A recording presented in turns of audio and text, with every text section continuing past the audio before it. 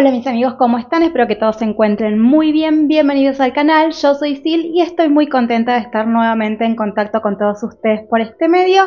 Así que desde ya muchísimas gracias por su tiempo y apoyo y les quiero recordar, como vengo cansándolos de hace varios videos, que por favor antes de comenzar a ver la historia del día de hoy pongan el like porque para YouTube es muy importante. De esa manera me estarían ayudando un montón, y para aquellos que no se suscribieron aún a este canal les pido por favor que lo hagan. Ahora sí, sin más intro, comencemos con la historia del día de hoy. Mary Santina Collins nació el 6 de julio del año 2000 en Charlotte, Carolina del Norte. Era hija de Casey y tenía además hermanas y un hermano. Desde pequeña Mary vivió con sus abuelos Mia y Williams Alderan, quienes tenían una situación más estable para mantenerla. Sin embargo, tanto su madre como sus tías ayudaban en su cuidado. Ellos eran una familia numerosa y todos amaban y cuidaban de Mary. A los 3 meses de edad, Mia comenzó a notar que había algo en Mary que parecía no estar bien, como dificultad para comer, no hacía contacto visual o no se reconocía en los espejos. Durante los siguientes 3 años, Mia llevó a su nieta a numerosos doctores tratando de obtener un diagnóstico. Finalmente, al cumplir los 3 años, Mary fue diagnosticada con el síndrome de lesión 22q, o también conocido como síndrome DiGeorge, que es el segundo trastorno genético más común después del síndrome de Down. Este es causado por la falta de una pequeña parte del cromosoma 22 y se presenta diferente en cada persona. Puede afectar cualquier sistema del cuerpo, aunque generalmente suele causar problemas cardíacos, inmunológicos, de aprendizaje, del habla y o del comportamiento. Se descubrió además que Mary tenía el paladar hendido submucoso, que ocurre cuando el paladar no se forma adecuadamente mientras el bebé se está desarrollando en el vientre materno. Este tipo de hendidura o fisura se debe a la separación del músculo del habla debajo de la superficie del paladar, y es justamente por estar debajo que es más difícil de detectar. Hay casos donde la fisura es tan pequeña que no genera dificultad alguna, pero en Mary la hendidura era muy seria y si bien se realizaría una cirugía, los médicos no esperaban que ella en algún momento llegara a hablar con normalidad y hasta dudaban de que llegara a hablar. Pero contra todo pronóstico, Mary comenzó a hablar alrededor de los 6 años. Al principio era difícil de entender lo que decía, aunque no para su familia más cercana, quienes jamás dejaron de ayudarla en el habla, algo que siguió mejorando con el tiempo al punto de poderse comunicar con todos. Aún así, ella tendría algunos impedimentos, por ejemplo, no podía hacer ruidos fuertes como gritar, pero aún así el logro de haberse podido comunicar era increíble y eso hablaba de la gran perseverancia y determinación de Mary. Por otro lado, debido a su síndrome, su edad mental era inferior a su edad cronológica.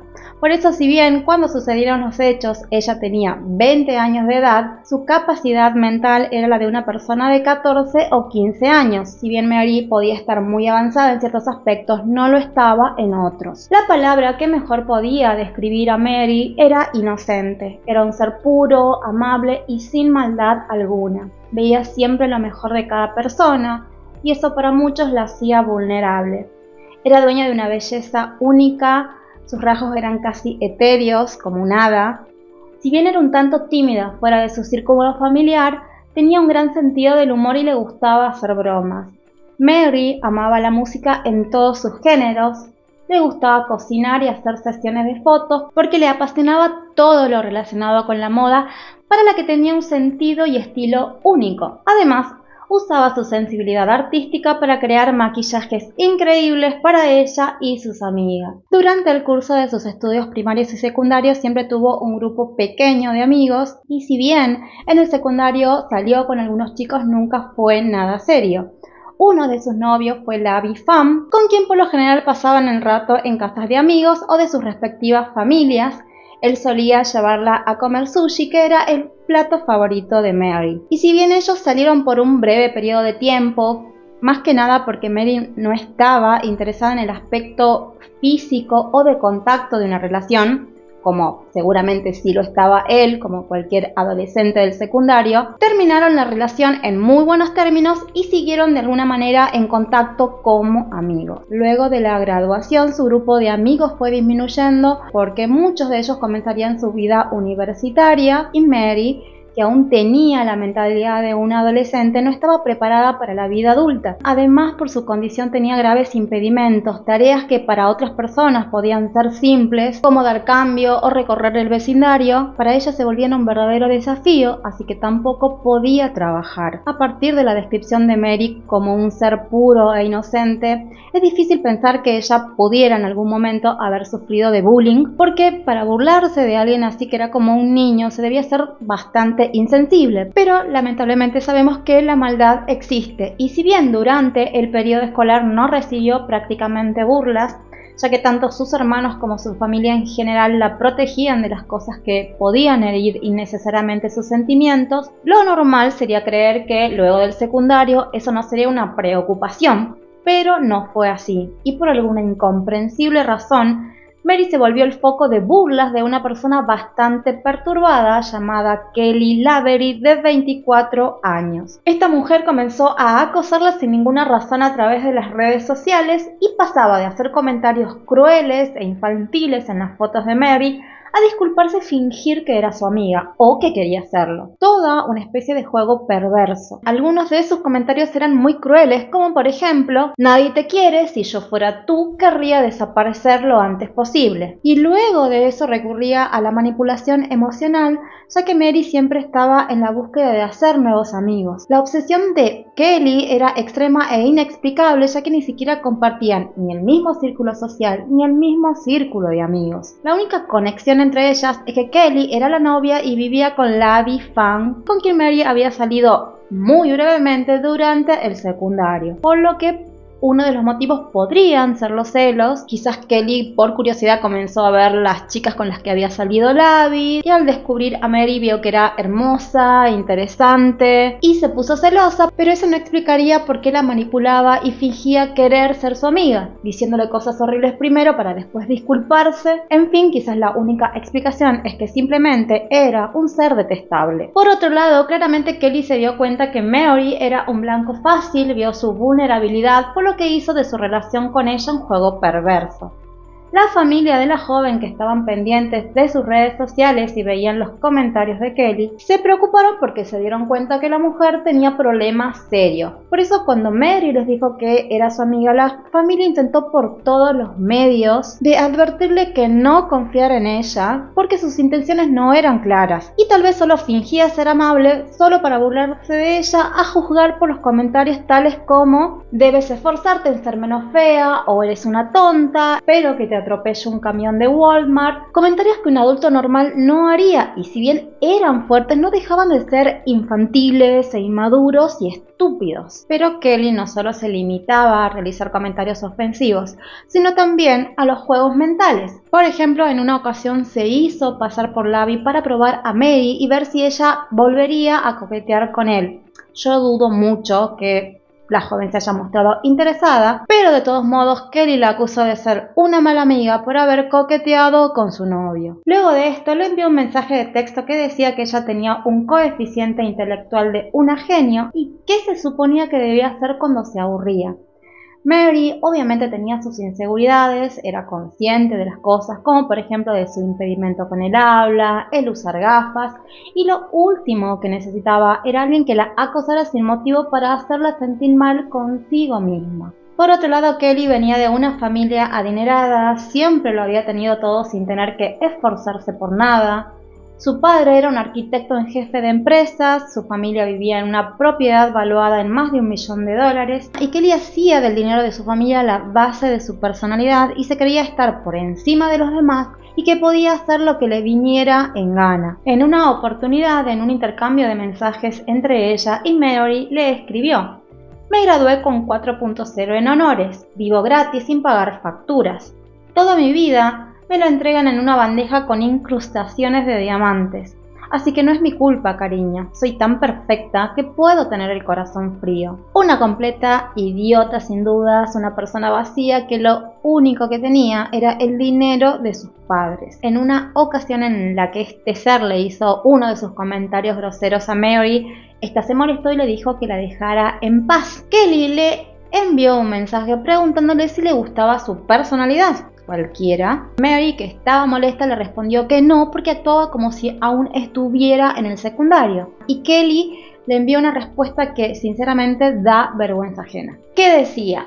¿Quieres saber por qué no importa? Mis padres son millonarios, tengo mala personalidad, pero ¿tienen tus padres un jet privado, un Tesla, ropa de diseñador? ¿Tu padre gana $700.000 anuales? Puedo tratar a la gente como yo quiera. No tenemos duda de que Kelly era un imbécil y solo una persona inmadura como ella podía llegar a creer que a alguien como Mary le podía interesar el dinero o cualquiera de las cosas que ella mencionó. Eso no hacía más que demostrar la profunda inseguridad que escondía tras el dinero de sus padres. Por otra parte, si bien para el año 2020 Mary tenía 20 años, su familia aún era extremadamente protectora con ella. Y si bien ella anhelaba su independencia, debido a su condición esto sería algo muy complicado, especialmente en una ciudad tan grande como Charlotte, un lugar con mucha actividad comercial, vida nocturna y donde se encuentran cerca de 15 universidades, por las que muchos jóvenes viven ahí. Uno de los vecindarios más modernos es el conocido como Noda o North Davison. Un lugar con una gran escena artística, un ambiente ecléctico, por lo que la mayoría de los jóvenes que estudian arte o música vivían o les gustaba pasar el rato en esa zona. Por su parte, como Mary no podía conducir, dependía siempre de otros que la llevaran a algún sitio que quisiera ir. Además, por la naturaleza despreocupada de Mary y su incapacidad, por ejemplo, para administrar el dinero, su abuela Mia era quien se encargaba de sus finanzas. Mary estaba incluida en el plan de telefonía familiar junto a sus abuelos y Mia además tenía una aplicación de rastreo en el celular de Mary para que ella pudiera verificar su ubicación y asegurarse de que estuvieran en un lugar seguro. Por otro lado, la mujer estuvo ayudando gradualmente a su nieta a ganar algo de independencia, aprendiendo a usar la app de Uber, así no tuviera que depender siempre de la gente para poder ir a algún lugar. Además, Mia pensó que le serviría si en algún momento ella estuviese en alguna situación de la que quería irse o si no podía encontrar el camino a casa, siempre podría solicitar un Uber desde su celular. Como pueden ver, Mia pensaba en cada alternativa, en cada variable, para intentar que Mary estuviera siempre a salvo. Y es en este contexto que llegamos al momento de los hechos. Nos situamos en el año 2020, con el inicio de la pandemia, la cuarentena, el distanciamiento social. Sabemos todos que fue una época complicada. A Mary le estaba costando tener que estar en su casa, deseaba tener contacto con jóvenes de su edad, obviamente como a muchos de nosotros. El sábado 28 de marzo del 2020, el gobernador de Carolina del Norte emitió un comunicado donde decía que se cerrarían todas las escuelas y todos los negocios no esenciales. Así que imaginen el caos que era ese día, la gente intentando comprar mercadería, medicamentos, además el miedo, la incertidumbre de lo que pasaría, y ese ambiente también se vivía en casa de Mary. Ese mismo día la joven recibió un mensaje de Kelly donde la invitaba al apartamento que ella compartía con Lavi en el exclusivo barrio de Noda. Si bien en un inicio Mary se mostró un poco indecisa con esa invitación debido a la conflictiva relación con Kelly, pero como ésta se había disculpado por alguna de las cosas que le había dicho por redes sociales, Mary, como era una persona que intentaba siempre comprender a los demás y perdonar, creyó que podía tener una potencial amistad con Kelly y decidió aceptar. Además, sumémosle que estaba desesperada por salir de su casa, ella ya conocía a Lavi, así que no estaría entre completos extraños. Le parecía un buen plan. Sin embargo, su familia se opuso absolutamente a que fuera, no solo porque no confiaban en Kelly, sino también porque temían que Mary no dimensionara la magnitud, la gravedad de la pandemia y la importancia del distanciamiento social. Pero ella le aseguró a su abuela que todo estaría bien, que ella y Kelly solo verían un maratón de películas. Obviamente esto no dejó tranquila a Mia, más allá de que Mary tenía decidido irse. Además, Kelly ya había enviado un Uber para recogerla y llevarla al apartamento. Mia hasta el último momento intentó impedir que su nieta se fuera, incluso habló con el conductor del Uber para que rechazara el viaje, pero el hombre la miró como diciendo: ella es grande, puede decidir por sí sola, y Mary terminó yéndose. La ingenua chica lejos estaba de imaginar que lo que ella creería sería una noche divertida con amigos se convertiría en la mayor pesadilla de todas.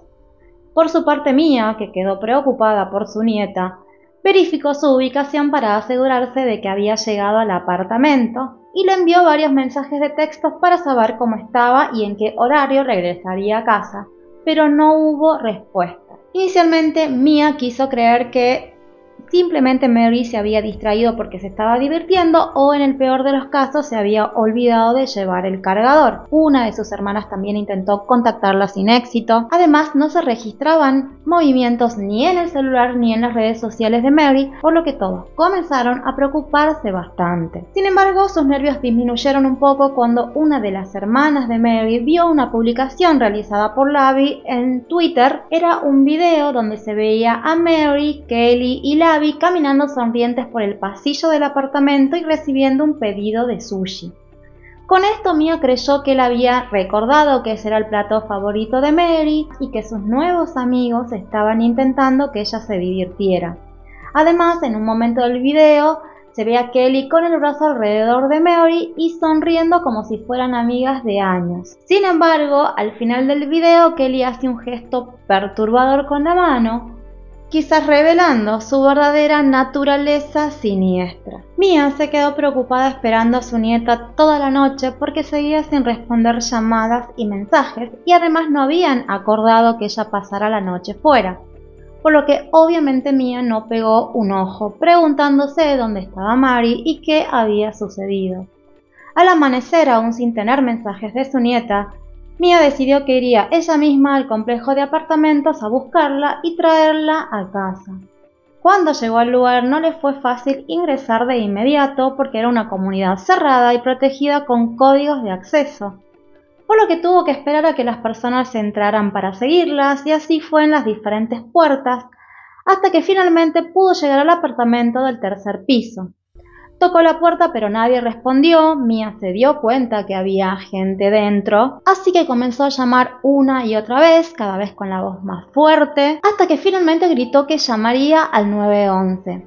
Allí Kelly abrió la puerta y se sorprendió bastante al ver a Mia. Esta le dijo que Mary no estaba ahí, que ya se había ido, pero Mia supo al instante que le mentía. Por un lado, porque hacía poco a Mary se le habían roto sus gafas y no habría tenido forma de salir del lugar sola, ya que necesitaba de la ayuda de otros para moverse, y por otro lado su nieta no se habría ido sin avisarle a dónde. Además, la última ubicación que mostró el celular era en el apartamento y por alguna razón Mia sentía que ella seguía dentro. Por otro lado, tampoco hubo actividad en su tarjeta bancaria, por lo que era poco probable que estuviera en otro lugar. Mia le preguntó a Kelly si podía pasar al departamento y esta con pocas ganas se lo permitió. La mujer buscó a su nieta por todo el departamento, llamándola por su nombre. Miró en los armarios, en el baño, pero no encontró señal alguna de Mary. Kelly no le permitía que revisara la habitación principal, pero Mia le dijo que no sería del lugar sin ver lo que había dentro. Kelly sostuvo que su amigo estaba allí y que ella la estaba avergonzando con toda esa escena, y en este punto y en total desesperación Mia comenzó a llorar y a rogarle a Kelly que le dijera dónde estaba Mary. Kelly la miró con la mayor insensibilidad del mundo y le dijo que no le importaba un carajo dónde podía estar Mary. Allí Mia comenzó a gritar con todas sus fuerzas el nombre de su nieta, esperando que saliera de esa habitación para abrazarla, pero luego se percató que quien estaba en esa habitación era Labby, algo que Kelly confirmó, y le pidió que por favor fuera por él. Cuando regresaron, Kelly tenía en su mano un martillo. Mia la miró y le dijo que no podría golpearla con tanta fuerza con ese martillo como para hacerla olvidar de Mary. En ese momento como que Kelly tomó conciencia, por decirlo de alguna manera, y cambió mágicamente su actitud, comenzó a hablar de una manera amable, comprensiva, le dijo que ella también estaba preocupada por Mary y que la ayudarían a encontrarla. Luego de eso, Mia no tuvo otra opción que irse. Igualmente buscó alrededor del complejo y lugares cercanos donde Mary pudo haber ido por su cuenta, pero sin éxito. Desesperada, la mujer informó de la situación a su familia y luego decidió llamar al 911, donde explicó los hechos y solicitó a un oficial para que la ayudara a encontrar a su nieta, porque ella insistía en que seguía en ese apartamento. Sin embargo, las autoridades parecían no tomarla en serio, por más que ella se esforzaba en que entendieran la gravedad de la situación, pero no hubo respuesta, por lo que la familia debió pasar otra noche sin Mary, con la que jamás habían estado sin comunicarse, y mucho menos durante todo un día. El 31 de marzo finalmente se presentó un reporte de persona desaparecida. Más allá de que para la familia ella no estaba desaparecida, sabían que estaba en ese departamento. Por otro lado, Casey, la madre de Mary, hizo folletos para repartir y publicar en la comunidad, donde se incluía el teléfono del detective asignado al caso, Joshua Gaskin. Sin embargo, al inicio de la investigación no fue él, sino otro oficial el que se presentó en el apartamento, pero al no encontrar a nadie, se fue. Mia no quedó conforme, por lo que nuevamente ella regresó al lugar. Incluso habló con el administrador del condominio, quien por razones de la cuarentena se encontraba trabajando desde su casa, y el hombre se ofreció a ver las imágenes de la cámara de seguridad esa tarde. Ese mismo día, el detective Gaskin se comunicó con Mia para decirle que no podría ir hasta el apartamento, pero que si ella quería podía llamar nuevamente al 911. La mujer intentó explicarle nuevamente la gravedad de la situación, que creía que su nieta estaba en peligro, pero Gaskin minimizó la situación y dijo que él podía trabajar de forma remota en el caso y que no era necesario ir físicamente hasta el apartamento. Y esta sería una de las tantas veces que Gaskin mostraría desinterés en encontrar a Mary. Mia incluso le comentó que había hablado con el administrador del lugar para ver las cámaras de seguridad, pero este pésimo investigador, en lugar de ver eso como una gran oportunidad para confirmar si Mary había salido o no del complejo, simplemente le respondió que estaba bien y no se ofreció para ir él ni para enviar a otro oficial. Mia se dio cuenta que no llegaría a ningún lado con Gaskin, por lo que decidió llamar nuevamente al 911 para suplicar que le ayudaran a encontrar a su nieta. Por otro lado, Casey, la madre de la joven, junto a una amiga, decidieron reunirse con Mia en el apartamento y esperaron a que llegara un oficial.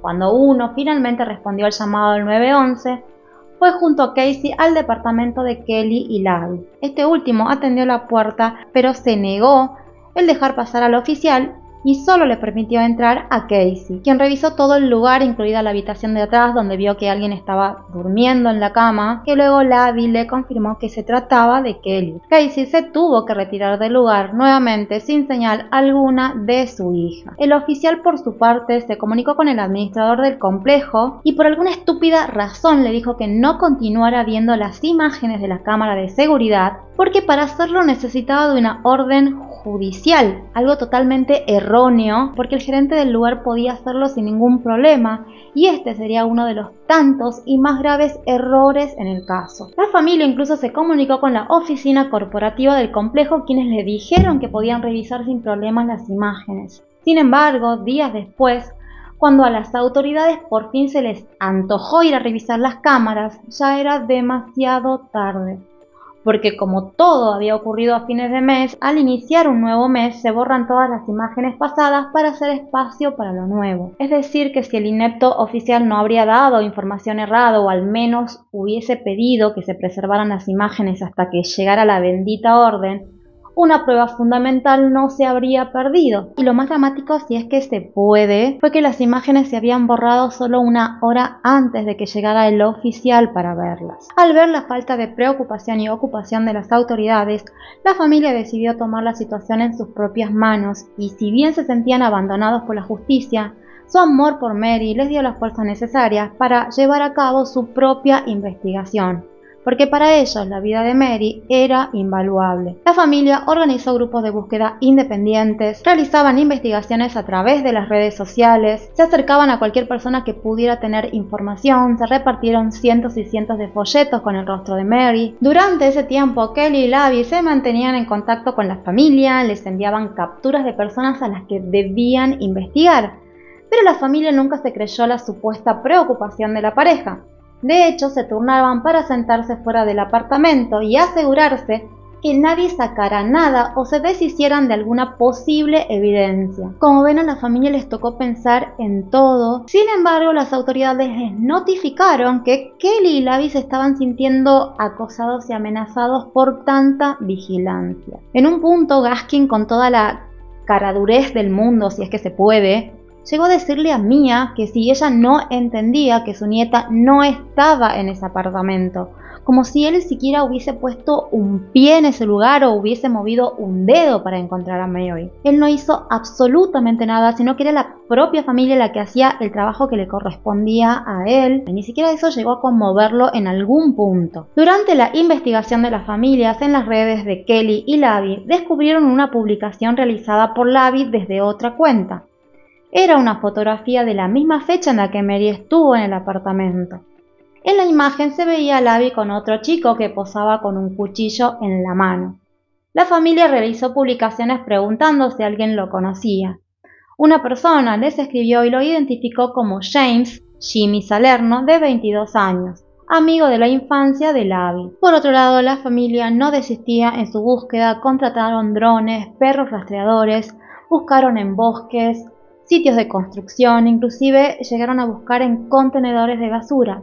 Todo esto sin ayuda alguna de la policía, pero a pesar de todos sus esfuerzos no encontraron señal alguna de Mary, pero la familia tenía la certeza absoluta de que la joven continuaba en ese apartamento. Otro revés para la familia fue cuando, luego de contratar perros rastreadores para que pudieran buscar en el apartamento, luego de obtener el permiso del complejo y lo único que necesitaban para hacerlo era la firma del detective del caso, Gaskin, a quienes intentaron contactarlo muchísimas veces, este jamás respondió y la familia perdió la oportunidad de utilizar los perros. Solo por un momento imaginen no solo el dolor y la desesperación de esta familia por no encontrar y no saber nada de su ser amado, sino también la impotencia de saber que aquellos que teóricamente están para cuidarnos y protegernos, literalmente les daban la espalda. En este punto ya había transcurrido una semana desde la desaparición de Mary, y fue recién que el departamento de policía de Mecklenburg comenzó a tomar el caso con mayor seriedad. La familia no entendía por qué había pasado esto,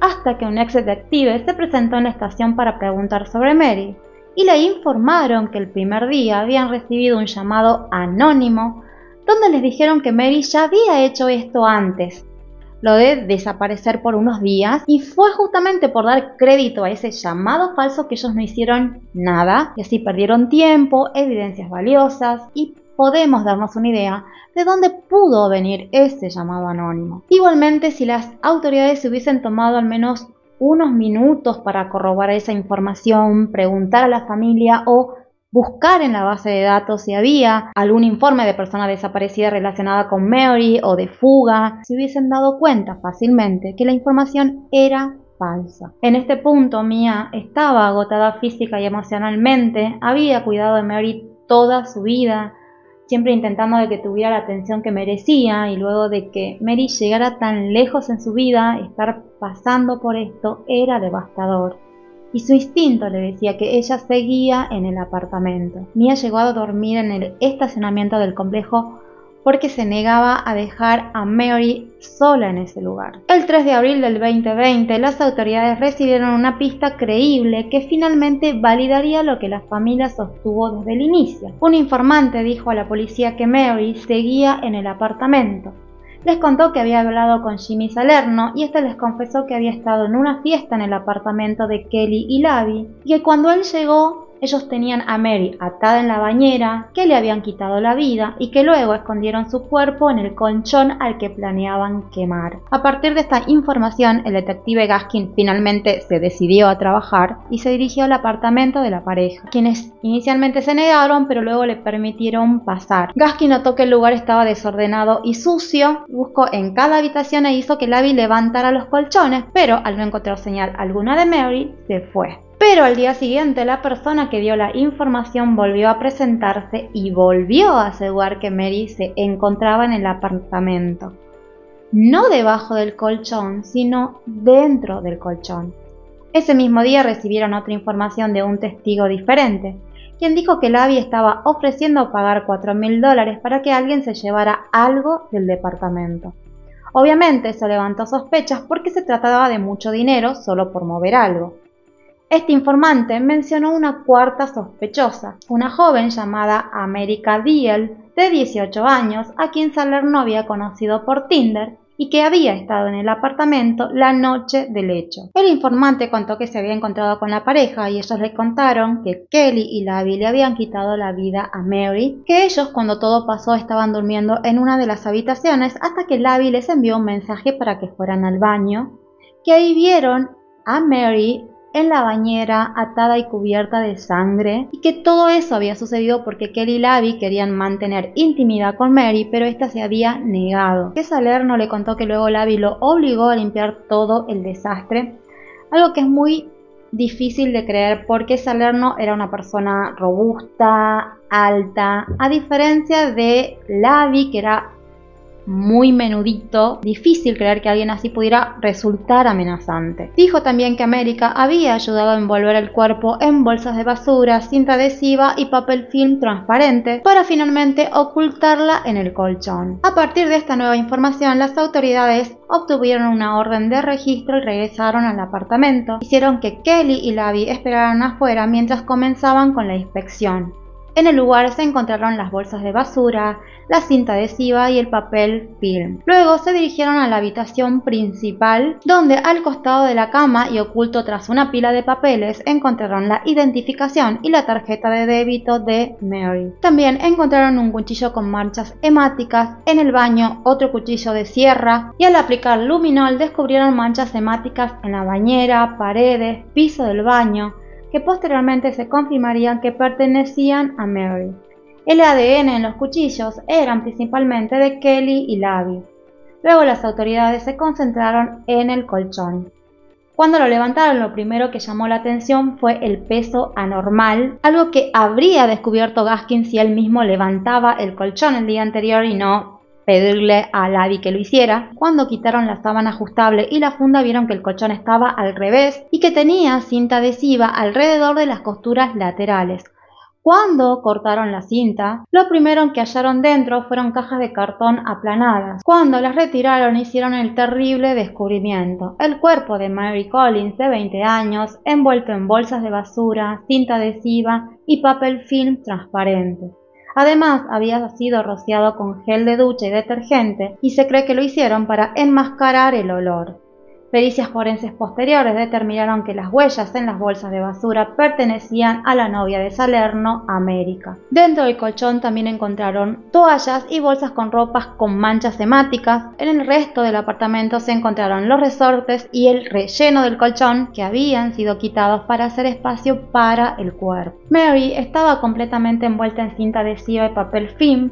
En la parte del cuello y en los tobillos tenía envuelta camisetas, quizás con el objetivo de que absorbiera la sangre. La autopsia determinó que Mary tenía más de 133 cortes y 24 puñaladas.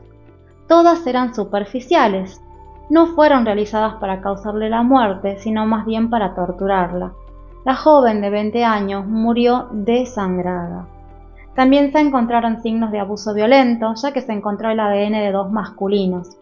Si bien las pruebas para su identificación no fueron concluyentes en sus resultados, el día de los hechos solo había 2 hombres presentes. La conmoción en el complejo de apartamentos era enorme, los vecinos estaban en los balcones, había coches de policía, forenses y una ambulancia. Mia fue alertada de que habían visto salir una ambulancia del complejo Esto le dio la esperanza de que quizás encontraran a Mary con vida, por lo que se fue a buscarla en 2 hospitales, hasta que recibió una llamada de su familia para que regresara a casa. Al llegar, 2 oficiales que no conocían se presentaron y le dieron la peor noticia de su vida. El momento fue devastador y ella estaba entre el dolor y la furia. La familia no entendió por qué no fue Gaskin a darles la noticia, quizás porque no tenía cara para enfrentarlos, porque era consciente de que había hecho mal todo desde el principio y que les había dado la espalda. Luego del descubrimiento, Kelly, Labby y Salerno fueron detenidos. Las autoridades debían investigar cómo habían sucedido los hechos, y si bien el caso parecía ser simple, no lo era, ya que se debía determinar el nivel de participación de cada uno en la muerte de Mary y en el encubrimiento. Durante la investigación se descubrieron mensajes de texto entre Kelly y Labby sobre la noche de los hechos. Dichas conversaciones demostraron que tras pedir el sushi, Labby comenzó a darle sustancias a Mary en la bebida sin que ella lo supiera. Una de esas sustancias era el Xanax, un ansiolítico, que tiene un efecto relajante y puede afectar la coordinación, reducir la presión arterial, dificultar el habla, disminuir el estado de alerta mental, entre otros efectos. Y la otra sustancia que le dieron fue Molly, una sustancia de diseño que tiene propiedades estimulantes, es decir, el efecto contrario al ansiolítico, y los efectos secundarios de esta peligrosa mezcla pueden provocar ansiedad, presión arterial elevada, ritmo cardíaco irregular, respiración suprimida, entre otras.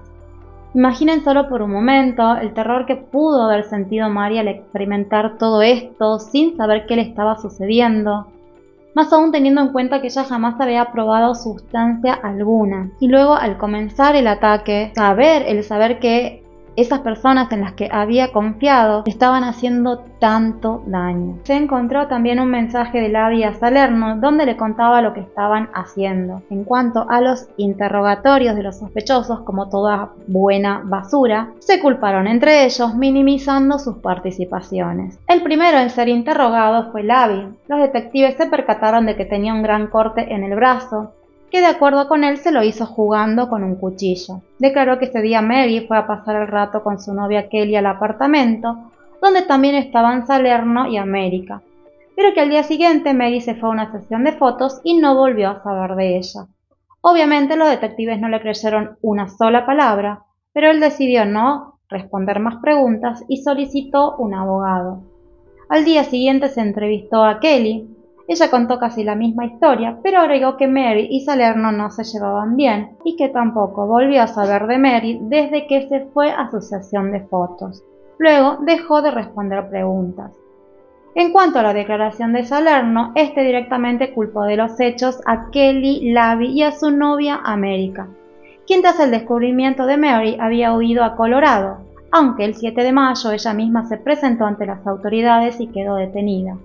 Pero fue recién en octubre del 2020 que decidió responder a algunas preguntas. Declaró que había conocido a Jimmy en Tinder y a través de él a Kelly y a Labby. Que el día de los hechos Jimmy la llamó para que fuera al apartamento porque le dijo que había una chica rara, que cuando llegó todos habían consumido sustancias a excepción de Mary, o al menos no voluntariamente, que ella consumió solo un poquito de polvo y Molly, y que en un determinado momento Kelly y Labby intentaron convencer a Mary para que tuviera intimidad con ellos, pero ella se negó. Contó que luego ella se fue a dormir a uno de los dormitorios, algo difícil de creer porque ella había consumido estimulantes, pero bueno. Sostuvo que se despertó alrededor de las 7 de la mañana y se fue porque debía llevar a su madre al trabajo, que luego Salerno fue a buscarla y volvieron al apartamento, que cuando llegaron ellos tres fueron a la habitación principal, cerraron la puerta, ella quedó afuera, que luego cuando uno de ellos abrió el baño, vio manchas hemáticas por todos lados y se aterrorizó al ver que en la bañera se encontraba Mary atada, con varios cortes y un gran corte en la garganta, donde además tenía puesto un collar de perro con correa de cadenas. Dijo que tras ver eso quiso irse, pero los otros tres le dijeron que debía ayudar a limpiar, o de lo contrario le pasaría lo mismo que a Mary. Que luego Labby le dio dinero a Jimmy para que fuera con ella a comprar artículos de limpieza.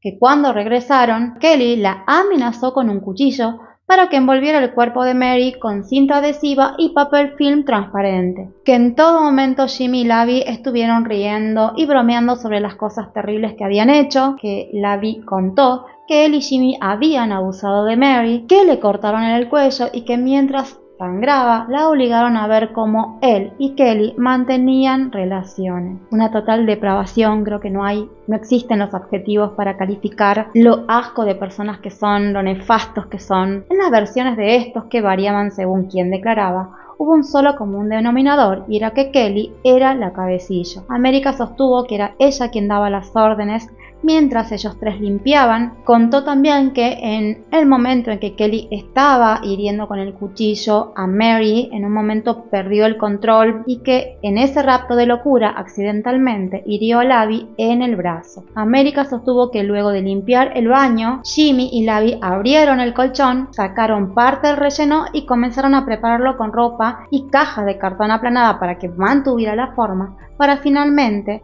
ocultar el cuerpo de Mary. Dijo que luego Labby comenzó a enviar mensajes de texto intentando encontrar a alguien que tuviera un camión para que lo ayudara a transportar el colchón. A raíz de la evidencia encontrada contra Kelly, su equipo legal vio que la mejor alternativa era llegar a un acuerdo. Obviamente la familia de Mary no estaba de acuerdo. Ellos querían ir a juicio y que un jurado pudiera ver a Kelly por lo que realmente era y lo que hizo, y obtuviera la pena máxima. Sin embargo, a pesar de los deseos de la familia, la fiscalía llegó a un acuerdo y el 30 de junio del 2022, Kelly Lavery se declaró culpable de asesinato en segundo grado, secuestro y ocultación de cuerpo, y fue sentenciada a solo 25 años de prisión. Casi una palmada en la espalda considerando la magnitud, la gravedad y la maldad de lo que hizo. Y como si esto no fuera suficiente, la horrible mujer leyó una declaración dedicada a la familia y amigos de Mary que decía: «Lamento mucho que estén sufriendo. La muerte de Mary es una tragedia. Nunca debería haber sucedido. Desearía que hubiera algo que pudiera hacer para aliviar su dolor o hacer que las cosas estuvieran bien. Sé que no está en mi poder y nada de lo que diga puede cambiar el pasado, pero quisiera orar por ustedes hoy con la esperanza de que un poder superior pueda aliviar su sufrimiento y darles la gracia para seguir adelante, incluso cuando parezca imposible. Rezo para que encuentren un lugar para el perdón en sus corazones, no por mí, sino por su propia tranquilidad, para que esta tragedia no endurezca sus corazones o cambie la forma de ver el mundo. Rezo para que encuentren la fuerza para enfrentar cada día, momentos de esperanza y felicidad que los ayude a superarlo. Rezo para que todos aquellos que están sufriendo su pérdida encuentren comunidad con otra persona. Finalmente quiero orar por Mary para que esté en paz y sepa que lamento mucho lo que le pasó. Su espíritu nunca será olvidado. Amén». No se puede ser más cínica, sociopática, malvada. Habla de tragedia, de lo que le pasó a Mary, como si ella no tuviese nada que ver, como si ella y sus malvados amigos no hubiesen sido los partícipes, los responsables de que una joven inocente, indefensa, perdiera la vida de una manera tan cruel. Además, teniendo en cuenta de que viene de una persona que tiene tatuada una iglesia quemada en su cuerpo, realmente no hay adjetivos para calificar a este ser nefasto. En cuanto a los otros tres responsables, decidieron no declararse culpables, sino ir a juicio, que creo que es lo mejor que les puede pasar, porque ningún jurado decente puede ser indiferente a la atrocidad y a la infamia de lo que hicieron. Hasta el día de hoy no hay fecha de juicio, lo cual no sería problema si todos estarían tras las rejas, pero no es el caso. La única persona que está en prisión esperando por el proceso penal es Labby, pero lamentablemente la justicia es garantista con quienes no lo merecen y estableció una fianza para América y para Salerno a pesar de las súplicas de la familia de Mary. ¿Cómo es posible entender que una persona acusada de asesinato en primer grado, de secuestro y otra de cómplice y ocultación de cuerpo puedan estar caminando libre por las calles como si no le debían nada a nadie? Además, sin monitoreo alguno, porque en Carolina del Norte se quitó el tema de la tobillera electrónica, o sea que nadie los controla, pueden hacer pueden ir y venir como quieran. Y como si fuera poco, el 15 de junio del 2023, cuando Salerno fue liberado tras pagar una fianza, sus padres publicaron una foto festejando. ¿Qué cosas pueden festejar? Ser padre de un ser nefasto y horrible que hizo cosas indescriptibles a una joven inocente e indefensa. Por otro lado, la fiscalía del lugar dice que hay una gran cantidad de casos acumulados, por lo que los juicios pueden tardar años en realizarse. Y como los acusados son inocentes hasta que se demuestre lo contrario, no es justo que ellos permanezcan demasiado tiempo en prisión esperando por el juicio. Ok, la cuestión aquí es que Mary no puede esperar nada más. Ni ella ni su familia son culpables de que haya casos acumulados. Mary no tuvo la oportunidad de un trato ni de pagar una fianza. No hubo garantía alguna para ello. La justicia parece poner siempre como prioridad la comodidad y las necesidades de bestias como estas por sobre las víctimas y sus familias. Por su parte, la familia de Mary creó una organización llamada La Voz de Mary. Ese nombre fue elegido porque ella luchó mucho por tener voz hasta que 4 seres bestiales se la arrebataron.